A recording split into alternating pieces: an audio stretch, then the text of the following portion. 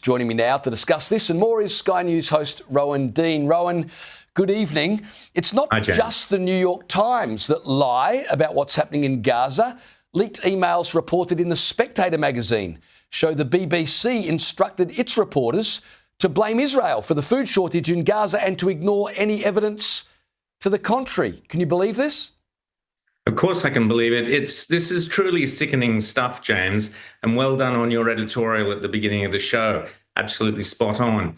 We're now at a point where the propaganda coming out of Hamas is so sophisticated, so sickening, so disgusting, that any sane person's automatic response should be, I'm skeptical about this. Anything you see coming out purporting to be the evils of Israel, terrible things that Israeli Defense Force soldiers are doing and so on, dreadful things happening to the people of Gaza, one should immediately be skeptical. That should be the first point of kind of engagement with this sort of information, because the propaganda is so sick, it's so sinister, it's so devious. Imagine using a severely crippled, I'm not sure quite what the best word is, but a child who has very, very serious deformities that have got nothing to do with the Israeli Defense Force or Israel or anything, pre-existing conditions.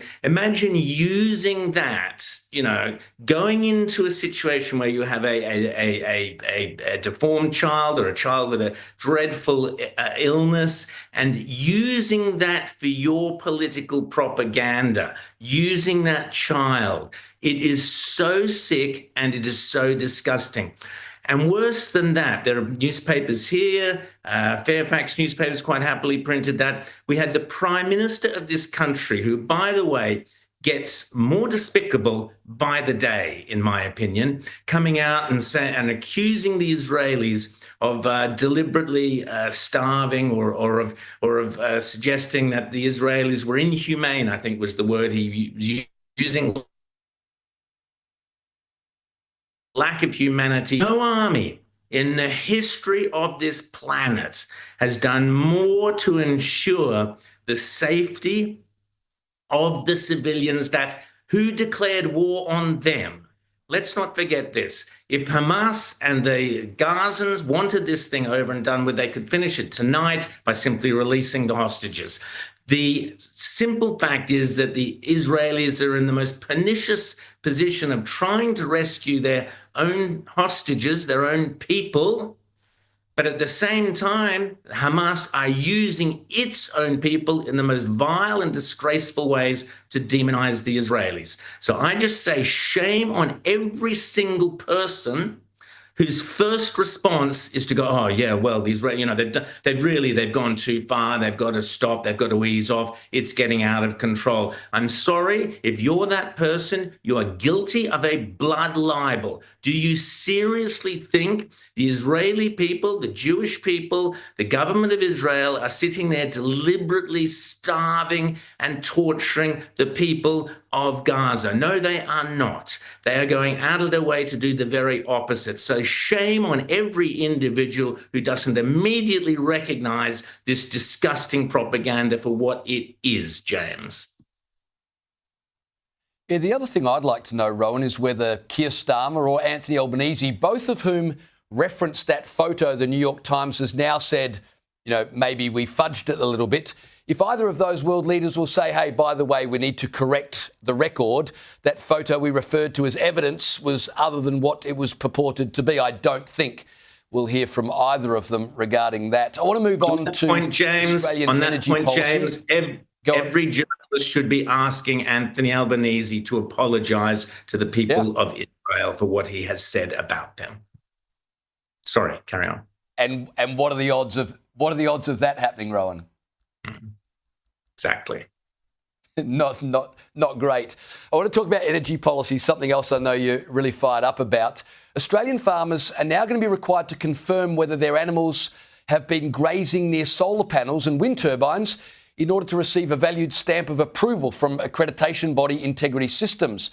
The group says, and I'll quote for you, chemical or physical contamination risks can be caused if livestock have access to degrading equipment and infrastructure including solar panels and wind turbines. Rowan, that doesn't sound good.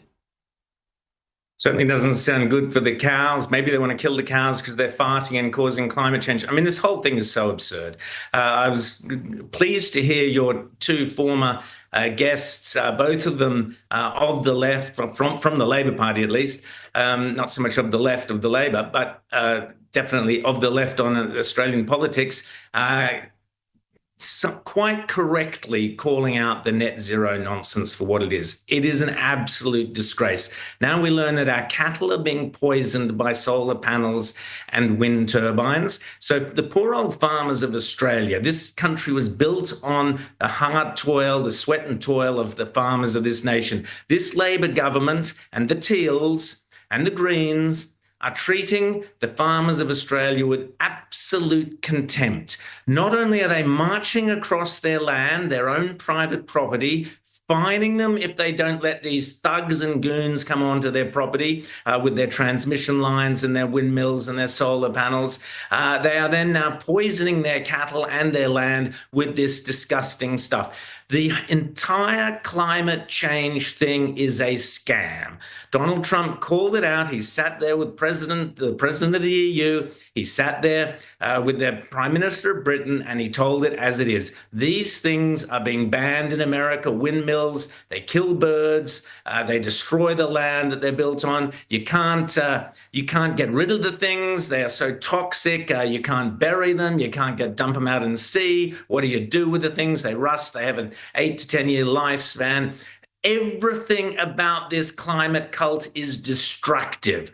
It is the most sinister destruction of our environment, of our economy, of our prosperity, and it is. And the great tragedy is that it is the farmers and the poorest people in Australia, the working classes, who can't afford, the small businesses who can't afford the power bills, that this entire scam is perpetrating, while the political leaders sit with their huge salaries, sit in their Canberra bubble. They've got their cushy retirement salaries. They'll be floating off around the rest of the world as soon as they leave Parliament. The devastation and destruction of the climate cult has to stop, and we need a political leader on the right side of politics, on the conservative side of politics. We need a political leader to lead the coalition in fighting this insanity and this madness before it completely destroys our farmlands, our prosperity, and the future of our kids. I could not agree more. Rowan Dean, thanks for your time tonight.